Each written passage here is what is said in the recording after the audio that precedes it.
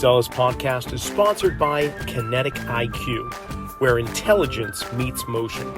Kinetic IQ brings a biomechanics lab into the palm of your hand, letting you measure movement anytime, anywhere, with just an iPad or an iPhone, and no wearables required. I've been using Kinetic IQ's markerless motion capture in my own practice, and whether you're screening athletes, analyzing posture and gait mechanics, optimizing performance, or guiding return to play, it helps practitioners like us save time, capture more objective data, and make instant actionable decisions. So to learn more about how Kinetic IQ is shaping the future of intelligent movement, visit them at kinetikiq.com. That's KINETIKIQ.com. You know, I can't tell you how thrilled I am to have Metabolic Elite be one of the sponsors of the Zelos Podcast. You know what makes Metabolic Elite different is their commitment to real results. I've seen a lot of supplements and performance enhancement things over the years, but they pair clinical experience with innovation, like Lipitab, their proprietary solid-state liposomal delivery system. It's a chewable format which enhances absorption, like nutrients like BPC 157 and synapses. They're delivered more efficiently in the body, supporting recovery, focus, cognitive health. Their formulas go beyond the basics, solving performance health challenges at the system level. Every product is tested for quality, it's backed by research, and trusted by athletes and clinicians alike. So learn more at metabolicelite.co. And you can get 10% off all of Metabolic Elite products by entering the coupon code ZELOS, Z-E-L-O-S. Well, thanks for joining us on the Zelos Podcast, the show that's all about the pros behind the pros in sports. I'm your host, Rocky Snyder, and this week, Alex Hodgins is joining me. He is a mental performance expert and coach for not only the Vancouver Canucks, the Vancouver Whitecaps, but also the Vancouver national women's soccer team. He's been doing this for a while. And before we get underway with the conversation with Alex, remember, I've got a free webinar coming up at the end of this month. It'll be Tuesday, April 28th, noon on the East Coast, 9 a.m. Pacific. It's called From Toes to Nose, the secret weapon for rehab and performance. We're going to look at closed chain biomechanics and affecting the foot for better kinetic chain reaction all the way up through the body. Whether you're a rehab specialist or a return performance specialist, physio, athletic trainer, strength coach, doesn't matter. We're going to be going across the entire spectrum. You can check it out on my website, rockysnyder.com, and register there. And now, let's get on with the show. Alex, when you said you would be coming on the podcast, I got to really honestly admit that I was thrilled. I wish I had more mental skills coaches or mental performance coaches. There's a whole bunch of different titles, of course, that you and your colleagues might use, but I love diving in to sports psychology and champions mindset. So first of all, thanks for being on the Zelos Podcast. Yeah, thanks for having me. I'm excited to be here. What inspired you? What intrigued you? Was it early on that you really were just curious about what is the difference in champions and pros, or how did you get into this? I mean, a standard story, I think. Athletic background, love sport, passionate about it. Probably not ever good enough. I was kind of jack of all trades, master of none. Liked it all. But I think just the field of sports psychology started to come into play more and more. It's been around for a long time, obviously, but came into play more while I was kind of high school, university, and I first caught onto it in university, heard about it, and it was just, I couldn't believe with how obsessed and involved I was in sport that I'd never heard of this. By then I was done competitive sport. So yeah, I just kind of started reading about it just for interest's sake, and next thing you know, I'm doing a master's program in it, and haven't looked back. I've loved it ever since, and I'm very happy to be part of the shaping this world. Would you say that it was, as far as I am thinking, like thinking back about it all, it seems like it was a trickle down effect where you had these elite level players and teams that were seeking out the competitive advantage, and lo and behold, sports psychology kind of came into play. It didn't start from the grassroots like youth soccer or youth hockey and then work its way up. It was just the opposite way down. So of course, like if you and I are not the elite level athletes that we aspired in our youth to be, that we wouldn't hear about it. It was just kind of a almost exclusive cadre that eventually became more mainstream. Would you agree? Yeah, I think that's a great way to put it. I think that's probably the genesis of the field, and but I think it came from this world, most likely Olympic probably drove it more than anything, and then probably a little bit in pro sport as well. But it was this, so much on the line, so much preparation for a minute, and people just realizing that everyone's super good. Like everyone can deliver what is the thing that's going to get them over the edge. And when those five Olympic rings are staring at your face, or that championship or that life-changing moments ahead of you. So I think that's probably, like you said, the genesis, and they started catching on. And then all of a sudden, media and people talking about it over the years and books being published, it's starting to be one of those things where people recognize its importance and its impact on performance at any level. So yeah, it's now more mainstream, still probably pretty far from where it should be, I think, but certainly more mainstream than it was when I started 16, 17 years ago. And when you started, there was a stigma that was attached, right, wholeheartedly, which has been dissolving as far as I'm concerned, as far as the people that I talk to and the colleagues I have in pro sports and Division One and so on. That mental performance is so much more accepted now, and partly I think because they don't call it like mental health, as if you weren't healthy mentally or something and you needed support with that. This is like mental skills or sports psychology has a different connotation. Like, do you think that we are past the stigma with this, or does it still exist? Still exists, not nearly what it was, I would say. I think there's still a lot of strides to be made in the field, but I think it's progressed so rapidly in the last 10 years in particular that I think it's starting to kind of become what it could be. But still not quite there, in my experience for sure. Okay, so you said in the last 10 years, was there a landmark event? Was there a watershed moment 10 years ago?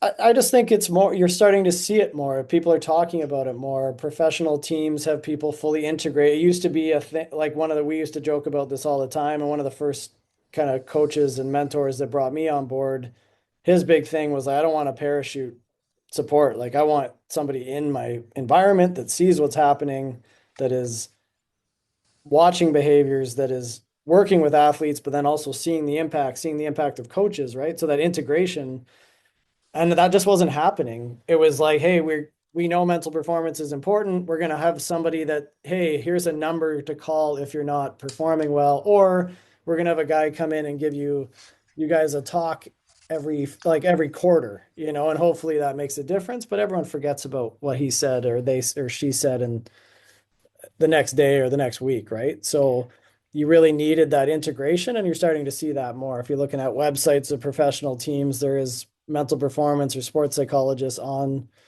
the websites. It's present. It's more apparent and readily available than it was, and more integrated. So Okay, so in that moment for you to not be the lecturer or the hotline number, but actually be part of the stakeholders in the team on a regular basis. Are we talking the Canadian women's national team for soccer? Was it the Canucks? Was it the Whitecaps? Like which team, if you don't mind me asking?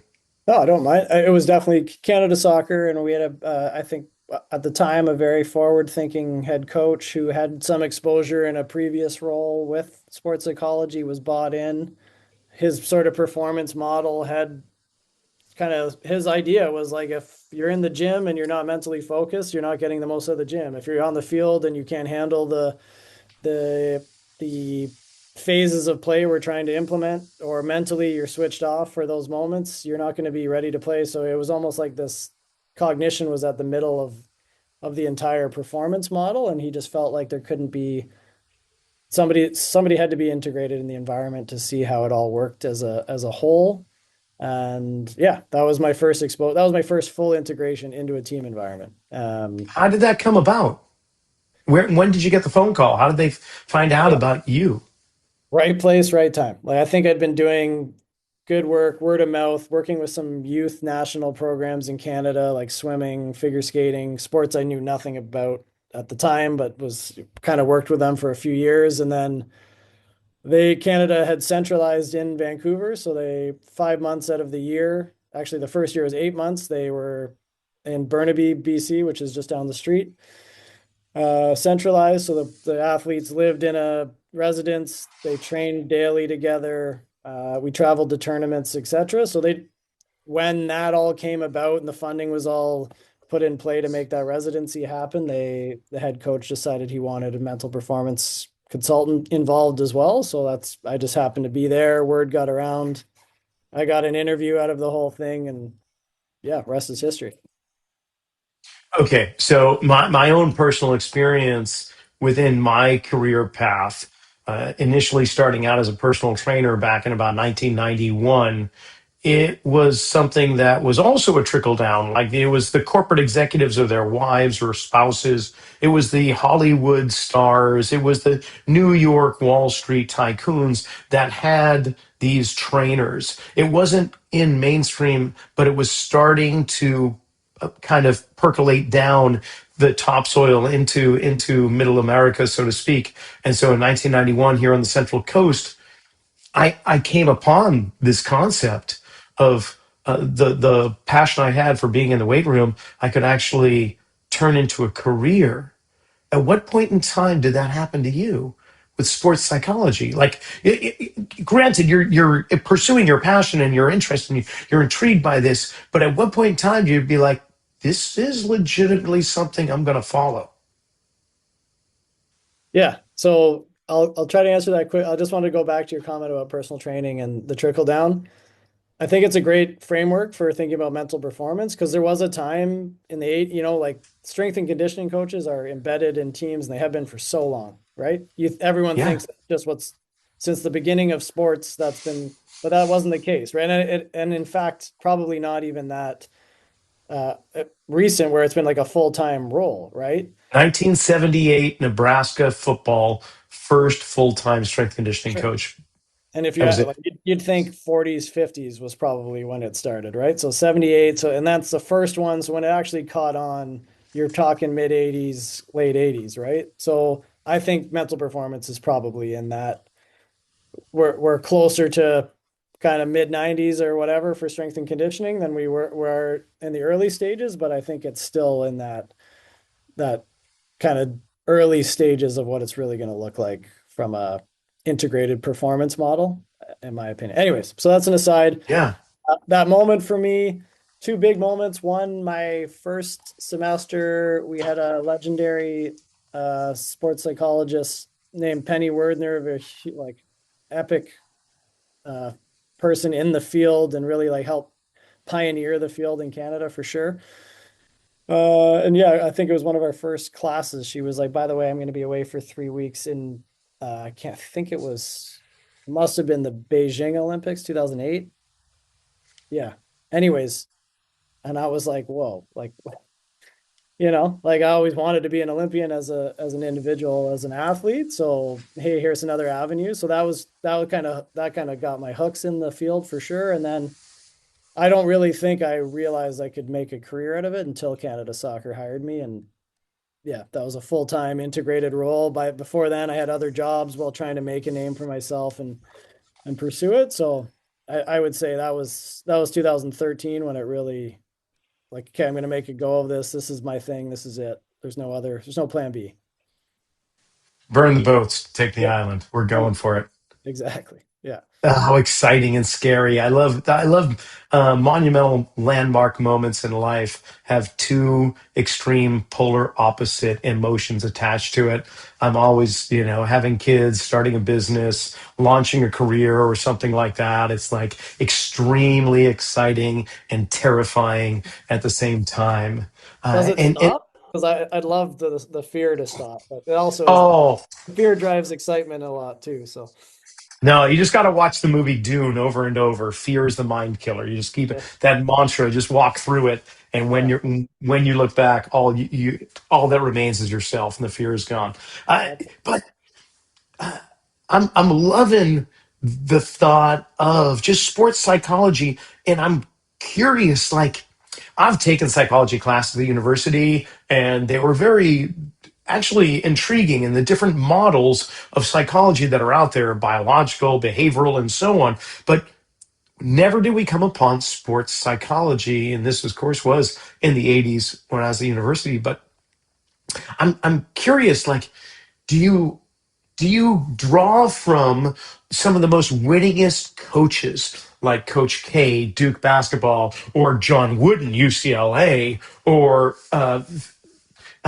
Phil Jackson with the Bulls, or you can list a whole bunch. Do you draw from their coaching styles as a part of the psychology, or is it more from people that are in your field, like the woman you just mentioned, who's like a juggernaut in Canadian sports psychology? Like, how does all the information culminate together in your approach?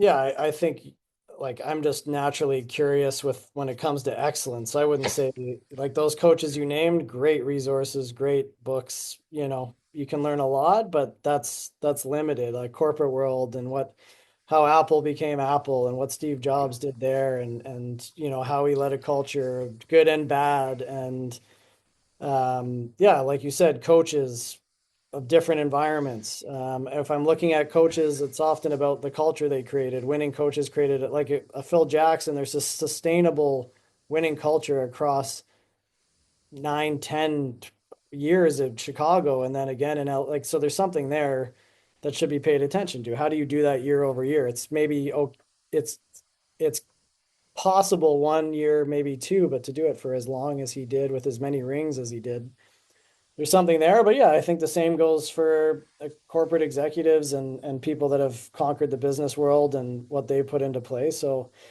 I'm just trying to absorb. And then, sorry, and to your point, like sports psychology specifically, the mental skills that are out there that we're learning and trying to implement and help athletes apply uh, are also shaped and deeply rooted in just traditional psychological behavioral theories, etc. And trying to just make sense for me what I think works and just absorbing what I can and then applying it and seeing what sticks and what doesn't. And then going back to the drawing board and rediscovering and reapplying. And then really, I think that helps kind of shape and narrow models down the more you have that opportunity. And the more you explore too.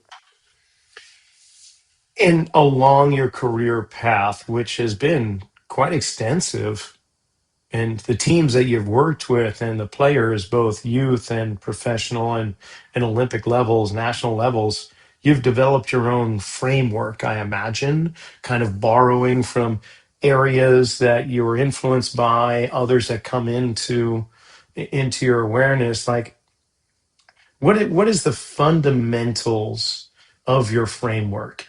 If you could boil it down, what would you say? Yeah. So I would split it. I focus primarily on an individual and sort of team level. There's the mental performance aspects that I think people need, right? And then I think there's also the team cultural components and the team dynamics that I also like to work in, and that's one of my bigger passions as well. Is how do you fit all the pieces together of a bunch of people that are highly competitive, and how do you make that all work going the same direction? So on the mental performance side of things, I'm big. I think simplicity is important. Sport can get complicated. There's a lot of information out there. There's a lot of contradictory information out there. I think my job is to simplify the complexity and simplify the literature for people that they can actually action it and apply it. My model I work from is sort of threefold. There's three areas from a mental performance standpoint I think are non-negotiables. And the example I would give, I was just in Italy with Ski Cross Canada for the Olympics. I was there for 3 weeks with them. And what always goes through my mind helping an athlete prepare is if they're standing in the start gate and they're about to drop in for an Olympic finals, and I don't know that what their systems were leading up to that moment, what their system is going to be to execute, and then what their system is going to be to recover and go again. Because in the ski cross, you just basically keep going until you're eliminated, essentially. Uh, then I haven't done my job, because this is the Olympics. This is their big moment. They get 1 minute to get it right. And if I don't know that they've got the right systems in place to do that and are aware of what they need in that moment, then I haven't done my job. So I call it like the ready mind, and that's like a preparation phase. So what do you need to do to get to that start gate as confident, as focused, as physically, mentally, spiritually ready as possible? Then there's the execution phase, which is start to finish. What do you do in the start to finish? How do you chunk the race down so your attention remains focused on specific features? What happens if you're kind of off a little bit and need to readjust and recalibrate and adapt? What allows you to do that? And again, this is more from a skiing perspective, but you can apply this to any sport. And then what do you do to recover? Like, how do you get beyond that race quickly, especially if you're going up a chairlift? That's all, you only have a chairlift ride and then maybe 20 minutes and then you're back in it, and an even more intense race than the one you just finished. So how do you kind of hit the reset button? What do you take from that first race? And I call that, so the second phase, start to finish, I call that the resilient mind. So what that resiliency exists to allow you to perform your best start to finish. And then the recovery mind is that end phase, which is that recovery, that ability to kind of hit the reset so you get back into the first phase, which is that ready mind, really effectively. Okay, the national Olympic team goes to Italy, but the team doesn't form yet, but for maybe a month or two prior to the Olympics themselves. They're still qualifying, and then you've got to determine who the champions are that are going to go to represent your country. So you've got basically maybe 30 to 60 days to discern all this information. Now, granted, these are champions, these are athletes that have a high caliber, so they probably already have some of these things established, but you still have to figure out what it is. And is there a way you can fine tune it? Like, is that the process you go through individually, or am I completely off base? No, I think yeah, and maybe that's a bit of a misconception as well. We work in quadrennial phases, so 4-year cycles. And I've been with the ski cross team for 6 years. And you hear this all the time. Olympic athletes prepare 4 years for this 1 minute moment. And that is not true. They prepare 15, 16, 17 years for that 1 minute. Like they started skiing at 5. They got really passionate about skiing at 13. They got exceptionally passionate about skiing at 18, 19, right? So they are committing a lot to this, right?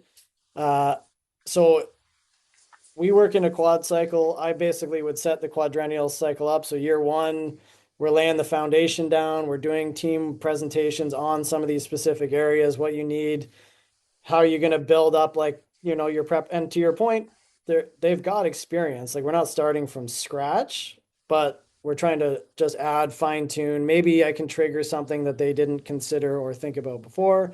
And then you're sort of trying to layer and layer and layer until you get to that 4th year, where I always say it's like almost you're just putting the polish on. By the time you get to the Olympics, you're right, the team hasn't formed. We only get 4 men, and we had 4 men and 3 women in the event out of 14 total. But all of them have had this work. It's not like you start the work as soon as the team's named. We've had 4 years of building, trial and error, failing, succeeding. And then, like I said, by the time we're at the Olympics, we're not adding, we're just polishing. Got it. Okay, that makes so much more sense. Yeah. And so we can either take them, or we can kind of put our view toward the Canucks or the Whitecaps, whomever, these teams and these athletes. I'm curious, like, your observational skills. You're saying that you watch them in their arena, you watch them in the weight room, you're spending time with them. And so there's mental, emotional, spiritual components that I'm imagining that you have a keen eye, whether we call it body language or energetics. Like, when did you, in that skill that you have, and I'm imagining it's quite fine tuned, when did you really start to hone that to the point where you're starting to see things other people don't see? That's a really good question. I've never been asked that. I think again, evolution over time. I don't think you can have a good. You probably can do okay in terms of behavioral observation and giving feedback on that when you watch sport in general, but being, like I said, being fully integrated, watching every single practice, knowing what's being asked of the athletes, knowing what the athletes are asking of themselves, and then actually watching and observing and seeing it, whether it's happening in real time.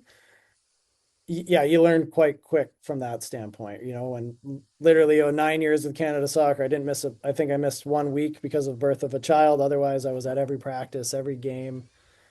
Same here with the Canucks. I watch practices. I watch all the games. I see what's happening because I want to be able to provide that feedback or reinforcement of what's been happening. So yeah, probably just something that's evolved over time, and you certainly feel confident. And I sorry, the other point I would add is knowing what you're looking for as well, right? That's key. I think when you start out, you're just kind of observing and just taking it all in and maybe making some notes. But I think as you progress and get more of an expertise in it, you start to know what really you should be looking for and how it links to what the team's trying to achieve or the organizational objectives and values, etc. So you kind of start to get fine tuned from that standpoint as well. We're just going to take a quick pause from this conversation to acknowledge our sponsors, and then we'll be right back. The Zelos Podcast is sponsored by Kinetic IQ, where intelligence meets motion. Kinetic IQ brings a biomechanics lab into the palm of your hand, letting you measure movement anytime, anywhere with just an iPad or iPhone. No wearables required. I've been using Kinetic IQ in my own practice, and whether you're screening athletes, optimizing performance, or guiding return to play, it helps practitioners like us save time, capture more objective data, and make instant actionable decisions. So to learn more about how Kinetic IQ is shaping the future of intelligent movement, visit kinetikiq.com. That's KINETIKIQ.com. At the forefront of metabolic elite is Jim Lavelle, internationally recognized clinical pharmacist, a chief science officer at Lifetime, and the co-chair for the American Academy of Anti-Aging Medicine. He's got over 4 decades of experience and has guided Olympic athletes, professional teams, and leading health institutions. You know what makes Metabolic Elite different is their commitment to real results. Like Lipitab, their proprietary solid-state liposomal delivery system. It's a chewable format which enhances absorption like nutrients like BPC 157 and synapses. They're delivered more efficiently in the body, supporting recovery, focus, cognitive health. Their formulas go beyond the basics, solving performance health challenges at the system level. Every product is tested for quality, it's backed by research, it's trusted by athletes and clinicians alike. And you can get 10% off all of Metabolic Elite products by entering the coupon code ZELOS, ZELOS. So we don't name players on this podcast. We keep respect to their lives. But so without naming names or anything, what is it that you're looking for? When you're watching an athlete of any of these sports activities, what's your intention? Well, I think it depends on the athlete, context, circumstance of team, etc. But a lot of it is reinforce. For example, if I've got an athlete and we're working on something, I'm probably putting way more emphasis on seeing it going well than I am when they're not doing it, and I'll provide real examples like, hey, we talked about, for example, like we had hockey, you get slumps all the time. And we had a guy in here last year in particular who was dealing with a bit of a slump, frustrated by it. Very big culture guy, very big role player kind of guy, not a superstar, but a role player, but he'd been really struggling and so every time a shot happened and it didn't go in the back of the net, there was this typical reaction you'd expect from a frustrated individual. but he's still getting in those spots. He's still creating good chances. He's still doing the things that, and anyway, so at this point, he's starting to get a little frustrated about slumping and how long he'd been since he's getting points. And I just brought that part up, is like, I'm seeing more frustration from you than I've ever seen even though you're still getting to the spots, you're getting a bad bounce here, goalie makes a huge save, but now I'm seeing you take yourself out of the game for the next 30 seconds because you're frustrated. You're a little slower getting back into the game, or you're missing the rebound because you're focused on the fact that you missed the first opportunity, and but again, because I'm integrated, we've already been working on something. You can provide this feedback. You can provide a little bit of that sense of like, this is what I'm looking for, and this is what I think makes a difference. And then providing that for them is really critical. And are we talking potentially, aside from having these conversations and and explaining what it is you're seeing, do you provide them? I've never cared for the word exercise because I'm reminded of Linda Blair with her head spinning around, and that scared the hell out of me when I was a kid. I know it's exorcise, but exercise in itself is often a negative connotation. But do you have mental skills practices and drills in which you impart to them as part of their overall conditioning program, or is it something else? Oh, certainly skills for sure. Like that's what we're talking about. Like this, and you in the physical field, that is how I relay everything. Like, you take somebody into the gym and you teach them how to do a squat with no weight on the squat bar, and they go down and you've got 20 corrections for them, right? Even a good athlete, you're probably giving them 20 corrections, right? And then they get better at it, so you load more weight and their body adjusts and they start squatting ineffectively again. So you're making those corrections. That's the same as the mental skills, right? We're providing these skills. For example, you're talking about attentional control, you're talking about imagery and visualization, you're talking about sort of anchors and how to reset in the moment, you're talking about stress and coping. All of these skills that really go to being able to perform at your best when the pressure matters. But my job is to not only provide the skills, but also those corrections as we go, as you would in the gym, because the skills are, you can understand as a squat. People, hey, this is why you squat. This is why you go down. This is why you come up. This is what you're going to get out of the muscles. But that doesn't mean they get it and they're good at it just because they understand what you're talking about, right? And that's the same for the mental skills. This is why we do visualization. This is why it helps and impacts confidence. This is the impact from a neuroscience standpoint that actually really benefits getting you reps when you're not actually in that environment, and more preparation, blah, blah, blah. We could go on for a while about visualization, but then they need the reps. They need the experience of it. They need the feedback. They need reinforcement of how to do it, how to apply it in different contexts, etc. Right? So I always link it to the physical space as well, because I think they get that. You don't just figure out how to work out in the gym by going to the gym once, and you don't get stronger by going to the gym once. It's the same thing, same concept. So NLP kind of work, or is it more like guided imagery with music in the background? They're listening to this while they're warming up, or like what? How do you infuse this into the player's day-to-day life?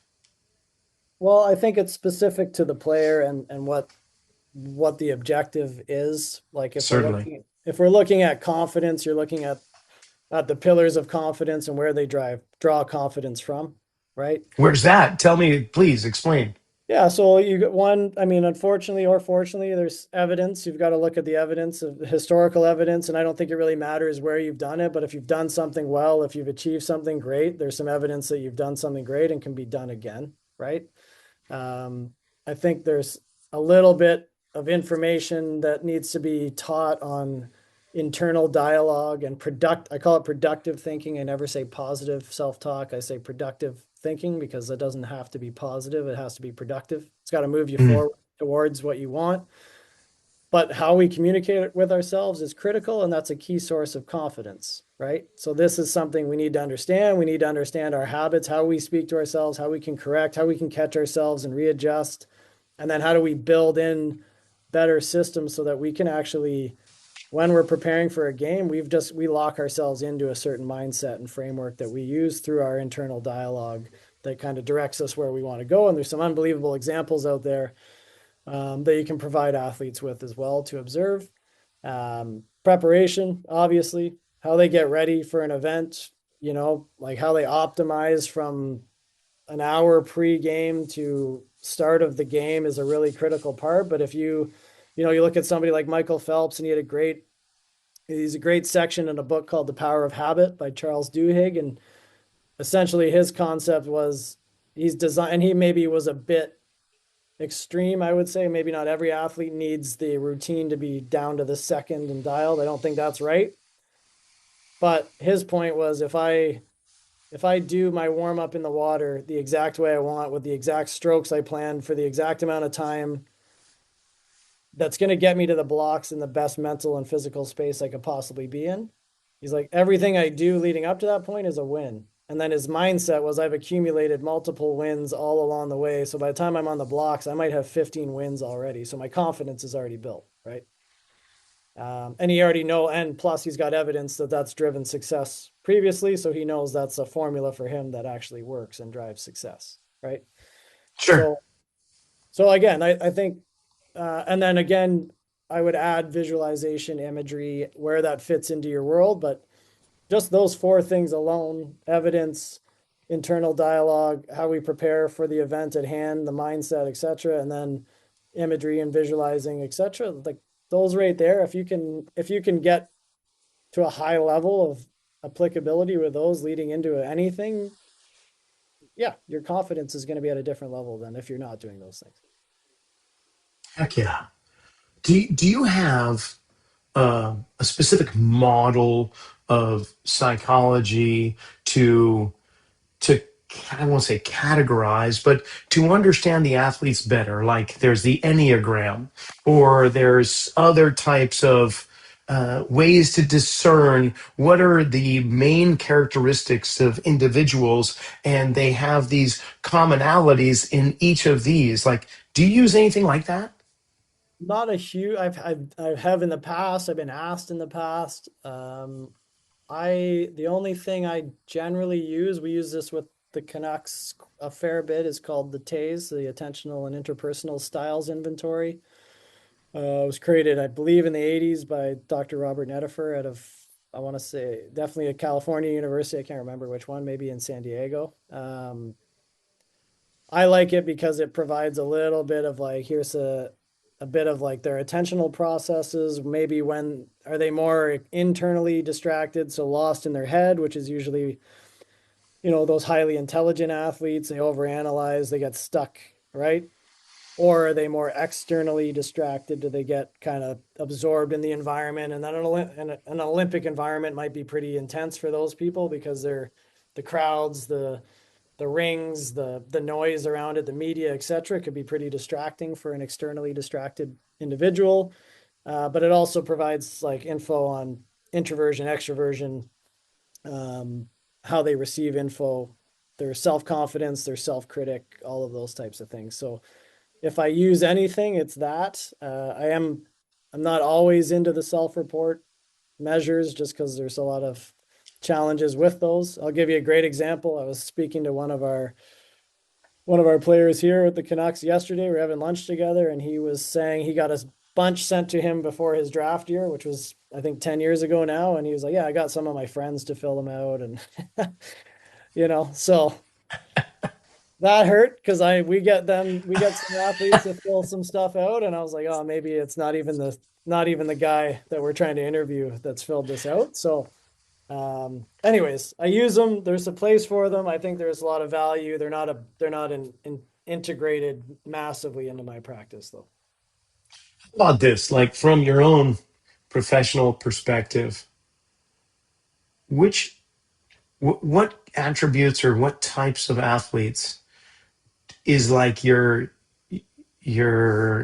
creme de la creme, the type of athletes that you really connect with and shine with, and what attributes are the most frustrating? You don't feel like you're being as effective as you could be. You're stymied. There's always, I'm just thinking of my own kind of client histories and so on. And I got some that, man, they may have been tough ones, but I loved working with them. And then there were these people that I just couldn't penetrate. Yeah. Yeah. Well, can I start on the negative side first? Sure, wherever you want to Yeah. go. Yeah. Just because it's been fresh. I was talking about this morning. I think the tough one is I because a motivation technically falls under a mental performance umbrella, right?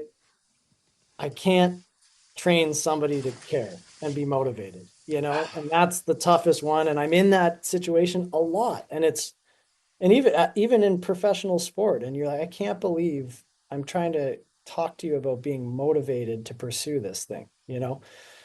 So that one's a tough one. I and it's I've just been around long enough to know how critical intrinsic motivation is. Doesn't mean you don't like the external feedback and getting a little bit of that fire, and every now and then you need a little bit of that poke from a coach or somebody to just remind you to get going, but it's got that intrinsic motivation so critical, and I find it so challenging to work with athletes that don't have it. And in fact, many of them wouldn't seek my services if they aren't, because they're not that motivated to get better, right? So they're not finding other avenues.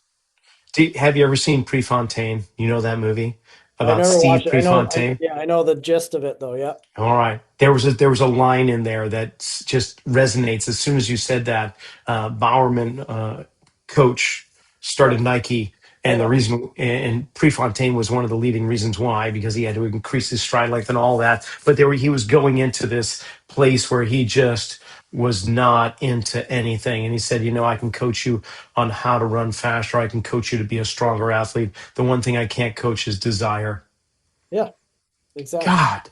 Yeah. And it's tough, and it frustrates me. It frustrates me more at the higher. I get it if it's like a teenager and their parents have contacted me and, hey, you want to work with our son and daughter, and you have a session or two, and you're like it's okay, I get it, but maybe like sports not your thing, or just play for fun. Like who cares? Like you just enjoy it. You get a lot out of recreational. That's fine. But when you're at a professional level and you feel like not only do you have to like lead the horse to water, but try to shove their head in the water to drink is tough. It's a tough reality. So anyway, that's my frustration. Um, Love, and I'd imagine this probably is reciprocated by you. I really like curious athletes that are just they're open, but so open that they're just willing to accept anything, like the curiosity but asking tough. Like I like where it is a duel, like I'm trying to drag stuff out of them, they're trying to drag stuff out of me, they're challenging me, hey, that didn't actually work the way we thought it was going to. Okay, let's try this, like let's go back at it. And it's like a partnership, but it's a push together. It's not just a. And I think that's something people always think mental performance is just that arm around a shoulder, it's going to be okay. Like I challenge and I push as much as I support. And I think that's the art and the science behind it. But I love a curious athlete that just is trying to find. They're not even struggling. They're just trying to find another way to keep going and keep getting better. It's so enjoyable, right? And just kind of work on that formula for them that's going to work, and how to sustain success over time. Those are the ones that, yeah, you love. You love the conversations because they can go any way. Um, and keep you on your toes and keep you challenged and keep you thinking afterwards, and then coming back and going at it again is so fun. Is journaling any part of this process? I can't imagine it for every athlete, because but there may be some that is a great tool to use. Do you use journaling at all? Absolutely. Journaling for sure. I generally lean a little bit more on like just reflection, what I call reflection, but I encourage everyone to have a book, like a good book that they're happy to write in. I just think it's critical. You can call it journaling or whatever, but just getting thoughts out of your head. I prefer it to be a little bit more structured, especially if it's around games specifically and performances. I really like it to be a bit of a structure behind it, of because otherwise you can just ramble or you can get lost in the negatives, which a lot of athletes do. So I prefer a bit more of a structured, formal style of reflection, but 100% writing it down, getting it out of your head, closing the book. Kind of a So personal inventory of what went well, what went really well. What are the things I could improve upon? Is that what we're talking? yeah, 100%. And again, like you can Google reflection or debriefs and get 5 million of this is the best way to debrief, whatever. That's fine. My personal like the one I lean on the most is from the Navy SEALs, which is just like good, better, how. What was good about our performance? What could be better? How? Good means we're starting with the good. We're not getting lost in that negativity bias. You're forcing yourself to, even if you didn't play well, you're forcing yourself to find something good or a few things good out of that. Better is that growth mindset. Like I have never in 17 years of working at high level sport, I've never seen a perfect game of any sort. So there's always improvements to be made. What could be better? And then how would we do it? That's the application. Like when we show up tomorrow, we show up next practice. Here's some things we're going to dial in to make sure we're ready for the next game. Easy. So Can be done in 5-10 beautiful. minutes.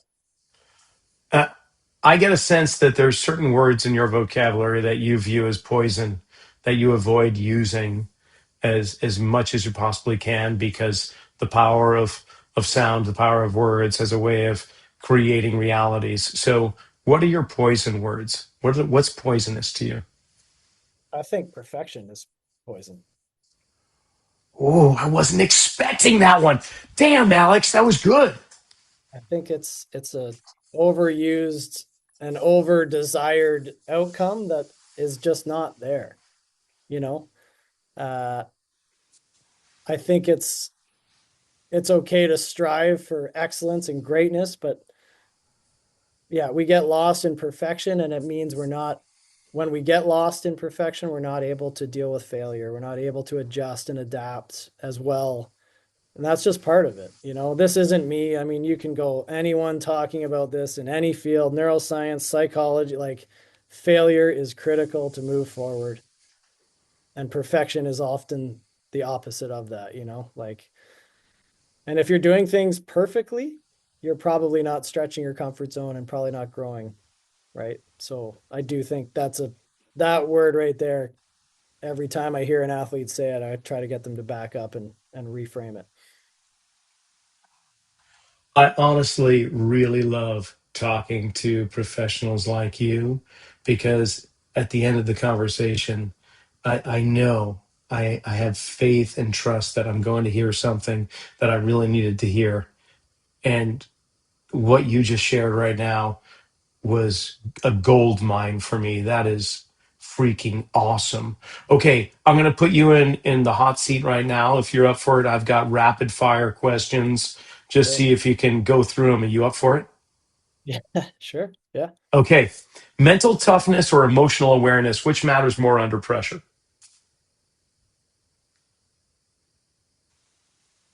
Uh, Emotional awareness. One mindset mistake even elite athletes still make. Mindset mistake elite athletes make. Overthinking.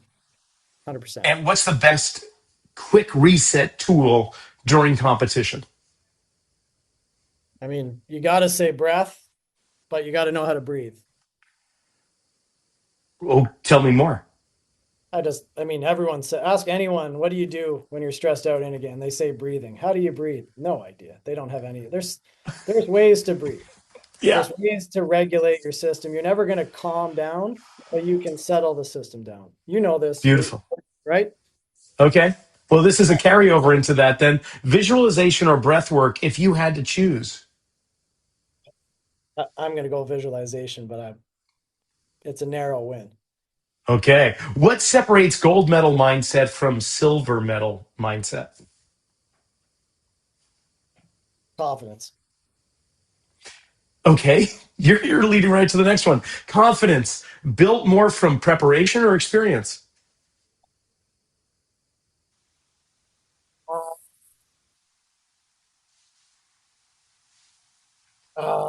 I'm going to say experience. Okay. We're not looking for perfection here. Remember, that's a poison word. One daily habit that creates elite performers.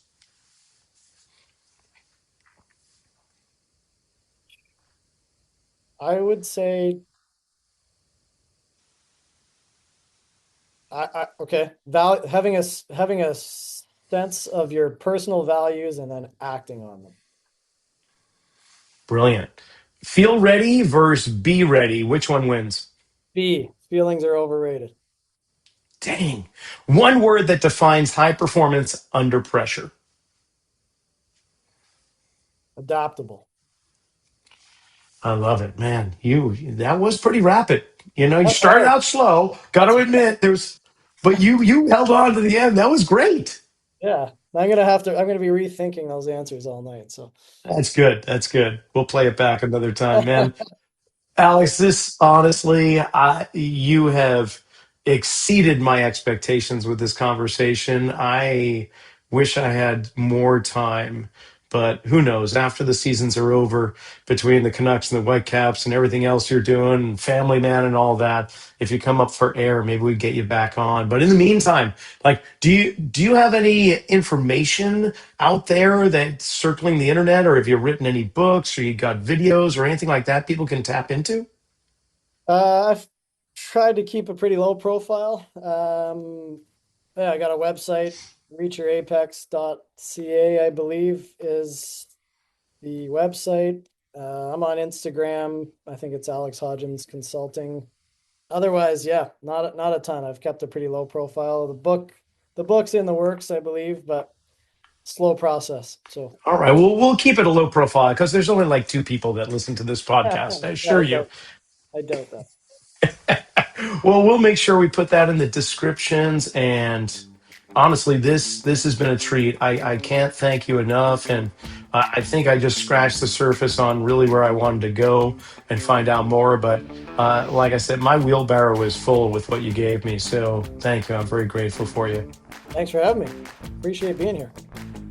And that closes the chapter on this episode. I can't thank Alex enough for coming on, as well as the Canucks and the Whitecaps for allowing this interview to happen.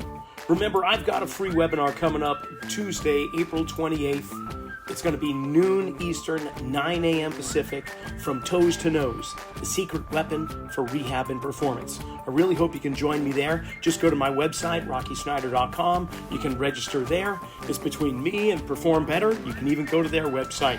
Any way you get there, I hope you do. And we'll see you next week. Now, one more note from our sponsors. Remember to check out metabolicelite.co. Check out all the products they have on their website. Synapsin Pro is something I've been using to help stay focused without having to over-caffeinate myself. It keeps me in the zone so I can just really hone in on the things I need to achieve without feeling like, man, I gotta reach for an energy drink every 5 minutes. Metabolicelite.co. And don't forget, Kinetic IQ. They've got markerless motion capture for morons like me. I can use their product with my iPhone or my iPad. I can look at posture analysis, movement analysis of any exercise, gait analysis. It gives me everything I could possibly want when tracking people's movements. So, check out kineticiq.com.